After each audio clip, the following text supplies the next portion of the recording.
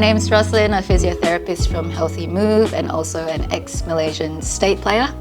I used to be pretty active in the Australian badminton scene, and that's how I got to know Kayson right here. So Kayson is our Australian national men's singles player, and he'll introduce himself a little bit more. Hi, my name is Kayson. I am 21 this year, and a little bit about me is that my favorite badminton racket right now is the S-Strokes 88D Pro. It's for you G5, and currently the string I use is an Energy 98. So my favorite shot in badminton is a cross-cut smash from the overhead corner. My favorite post-match snack is an up and go over here that I carry on a daily basis, and I probably buy like 100 of these every month. Awesome. So how did you start playing badminton? Growing up in a family with sisters who don't play any sports, it was just me who played a little bit of sport here and there. I started swimming at a really young age, and then when I got to badminton, I was 10 years old and I was always getting bullied by my cousins. So that's prompted me to pick up badminton in trainings as well. And from then on, my career just progressed. And yeah, I am here where I am because of my cousins who bullied me. All right, what does a typical day of training look like to you now? So usually my training sessions involve a really early morning start. We start at 6:30 to 8:30, or we start from 8 to 10. And after that, usually we head to the gym at 10:30 to 12. And yeah, that's usually what a typical day of a training session looks like. All right, so let's dive deeper into you. Last year on your social media, I saw you had an injury, and it was a pretty serious one as well. What happened? What was the injury? So I actually had ruptured my ACL, also known as intercrucial ligament, at the end of 2023. I ruptured mine in the first tournament. I was supposed to go to Badminton International at the first round on the first 5 points. And yeah, from there my life changed.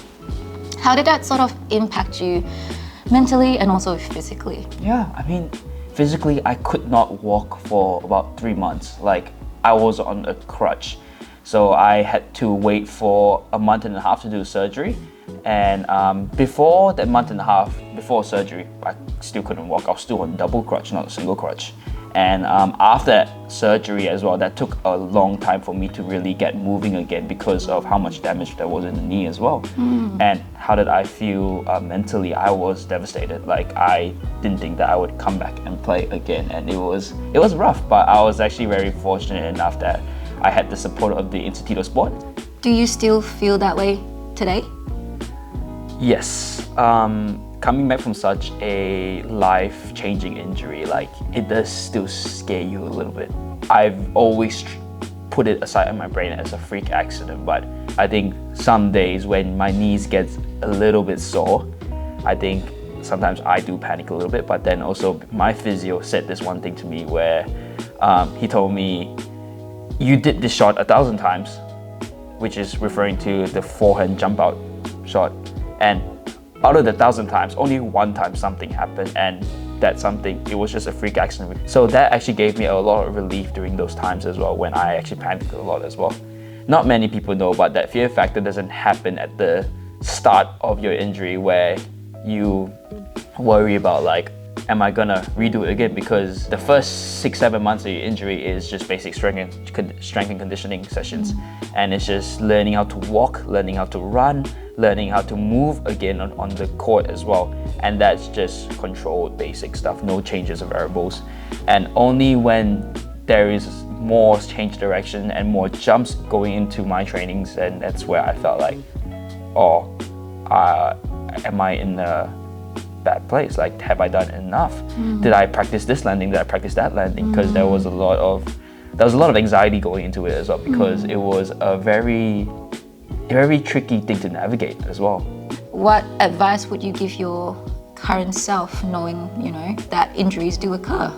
I would really emphasize the importance of strength and conditioning. And also, like, if I'm not strong in the gym, if I'm not able to do a controlled movement in the gym, and I'm not able to do that well, how can I do that on court where there's so much variables in there as well? I learned how our body moves, how important each muscle groups are as well to support me on the court as well. I gained quite a bit of muscle mass as well. My legs have bulked up as well. Yeah. And they've, like, coming back on the court now, I really feel different. I really feel like I'm a lot stronger than where I was. And also I'm like a lot more stable as well. And I'm just grateful. What do you think players, especially our junior players in Australia, what do you think they need to work on to prevent, I guess, these injuries and improve their performance? Yeah. They can be prevented to an extent. The best way of prevention is through the gym. I've always been told to get as strong as you can get. And if a second ACL happens, that's nothing you can do about it, because ACL also depends on a lot of things like your genetics as well, like how thick and thin your ACL ligament is as well, and how hypermobile you are as well. In terms of your recovery, what do you normally do to recover? How important do you think recovery is as well? Yeah, I think the recovery is actually super important. Like what we see players do nowadays is they just go 5-6 hours on the court, 7 hours on the court without, and then do it again the next day, and then do it again the next day. I've been off the ACL rehab for about 8-9 months now, and I have, touch wood, I haven't gotten any injuries or anything yet, like any muscular injuries or anything like that, because of how much gym work we're doing. And also, like, I like to get a massage every week or alternate week. Good. I guess thanks for sharing your story with us. It's actually quite inspiring. Biggest take-home note is, yes, injuries can happen, but there's always ways to prevent it through strength and conditioning, through expert guidance such as your physios to keep reassessing your movements, your strength, your capacity as well, and recovery, like you said. Yep. Everyone's bodies can't go through daily trainings over and over again without having proper recovery too. Sleep, diet, all plays a huge role in your recovery. So you need to keep all of those things in mind and, don't wait till it's too late. Yeah. Well, thanks for joining us today. Thanks for sharing. That's okay. Thank you for having me. We would always love to have you back again with us, okay? Thank you so much.